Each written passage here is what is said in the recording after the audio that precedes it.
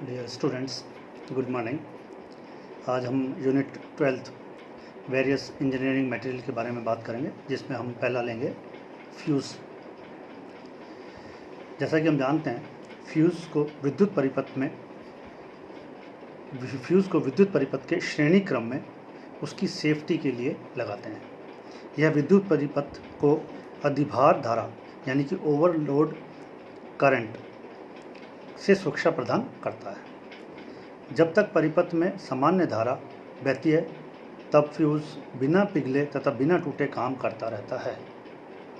जैसे ही धारा का मान निर्धारित मान से बढ़ता है, तो उसमें उत्पन्न ताप से फ्यूज़ मिश्र धातु का तापक्रम बढ़ता है, और जैसे यह तापक्रम उस फ्यूज़ धातु के गलन यानी मेल्टिंग तापक्रम से बढ़ जाता है, तो फ्यूज़ पिघलकर परिपथ को विच्छेदित कर देता है और परिपथ को अधिभार धारा से होने वाली क्षति से बचा लेता है।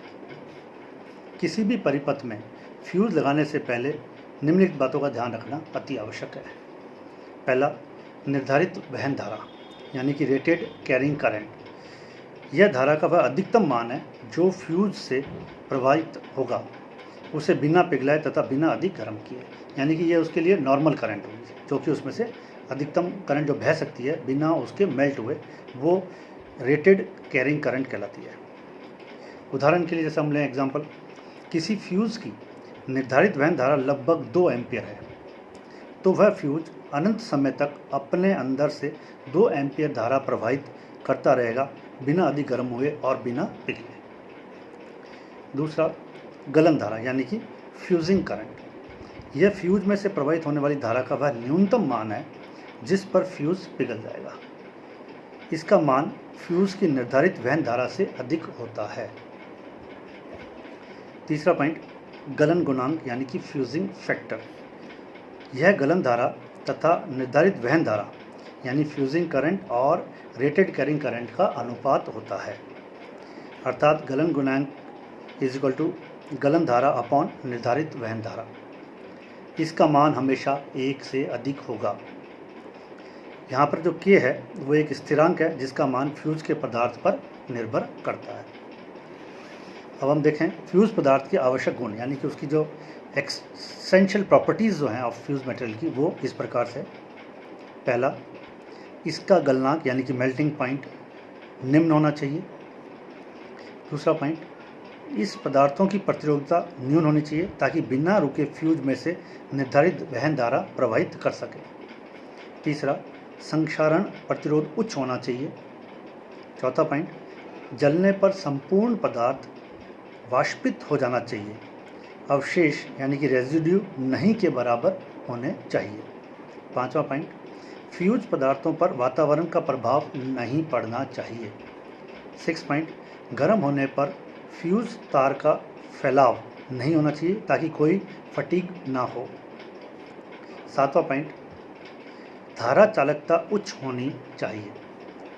नेक्स्ट 8 पॉइंट, फ्यूज पदार्थ सस्ते तथा सुलभ होने चाहिए। नेक्स्ट 10th पॉइंट, ऑक्सीकरण प्रतिरोध उच्च होना चाहिए। ये इसकी जो है प्रॉपर्टीज़ हैं मटेरियल की, फ्यूज़ की। उसके बाद हम देख रहे हैं जो factors affecting current capacity of fuse, यानी फ्यूज़ की धारा क्षमता को प्रभावित करने वाले गुणांक। पहला, फ्यूज़ के आवरण यानी एनक्लोजर पर। दूसरा, फ्यूज़ तार के अनुप्रस्थ काट क्षेत्रफल पर। जितना तार मोटा होगा उतनी धारा वहन क्षमता अधिक होगी, अर्थात फ्यूज़ की धारा वहन क्षमता बराबर 1 फ्यूज़ तार का अनुप्रस्थ काट क्षेत्रफल, यानी इन्वर्सली प्रोपोर्शनल होता है एरिया के। थर्ड, फ्यूज के आकार पर और प्रकार पर भी निर्भर करता है। नेक्स्ट 4th पॉइंट, फ्यूज तार के पदार्थ पर। 5वां पॉइंट, फ्यूज किस प्रकार बांधा गया है और वहाँ से कितनी ऊष्मा विकिरण होती है, इस पर भी निर्भर करता है। 6 पॉइंट, फ्यूज में प्रयुक्त चूर्ण या द्रव पदार्थ अर्थात फ्यूज तार के चारों ओर प्रयोग किए गए पदार्थ पर निर्भर करता है। नेक्स्ट 7th पॉइंट, अन्य गुणकों पर जो ऊष्मा विसरित करने में सहायता या बाधा उत्पन्न करते हैं। ये सब जो है हमारे उनके प्रभावित करने वाले गुणांक थे, यानी कि फैक्टर्स अफेक्टिंग, जो कि करंट कैपेसिटी को करते हैं फ्यूज़ की। नेक्स्ट हम देख रहे हैं फ्यूज़ के एडवांटेज और डिसएडवांटेज क्या है। पहला एडवांटेज है परिपथ को विद्युत अधिभार धारा से सुरक्षित रखने का सबसे सरल तरीका है।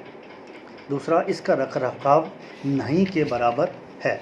तीसरा, यह परिच्छेद का विच्छेदन अति शीघ्रता से करता है, वह भी बिना गैस, धुएं या आर्क के। नेक्स्ट पॉइंट, इसको बदलना बहुत सरल है और बदलने में बहुत कम समय लगता है। यह अति सुलभ है। तो ये हमारे जो है इसके एडवांटेजेस हुए। अब डिसएडवांटेजेस ऑफ फ्यूज़। पहला, जब भी फ्यूज़ पिघलता है या अधिभार धारा के कारण पिघलता है तो कुछ समय खर्च होता है। दूसरा, यह ज़्यादा भरोसेमंद नहीं होता है। नेक्स्ट पॉइंट हमारा टाइप ऑफ फ्यूजेस। फ्यूजेस कितने प्रकार के होते हैं। सामान्य रूप से फ्यूज़ दो श्रेणियों में बांटे जा सकते हैं। पहला, निम्न वोल्टता फ्यूज़ यानी लो वोल्टेज फ्यूज़। इन्हें पुनः दो भागों में बांटा जा सकता है, semi enclosed and cartridge type fuse.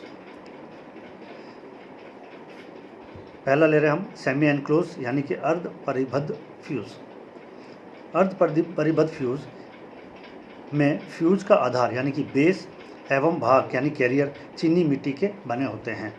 Fuse तार को आधार में लगाते हैं। यह फ्यूज़ कम धारा वहन के लिए प्रयोग लेते हैं। तार फ्यूज़ होने के बाद पुनः बांध दिया जाता है, जैसा कि हमने घरों में देखा है, पहले हम इन्हीं को काम में लेते थे। दूसरा है कार्ट्रिज टाइप फ्यूज़ यानी कि कारतूस की तरह फ्यूज़। कारतूस प्रकार के फ्यूज़ पूर्ण रूप से बंद होते हैं। फ्यूज़ तार कारतूस रूपी खोल के अंदर पूरक चूर्ण के बीच बंद रहता है। यह किसी भी धारा क्षमता के बनाए जा सकते हैं। फ्यूज़ तार के टूटने पर पूरी इकाई को ही बदलना पड़ता है। उच्च क्षमता के कारतूस प्रकार के फ्यूज़ को HRC फ्यूज़ भी कहते हैं। उच्च वोल्टता फ्यूज़ यानी कि high voltage fuse HRC fuse. दर प्रकार उच्च वोल्टता फ्यूज़ का उच्च वोल्टता पद्धति में प्रयोग होता है। इन्हें 132 किलो वोल्ट या उससे उच्च वोल्टता के लिए ट्रांसफार्मर की सुरक्षा या विद्युत परीक्षा सुरक्षा हेतु 400 एम्पीयर क्षमता तक प्रयोग किया जा सकता है।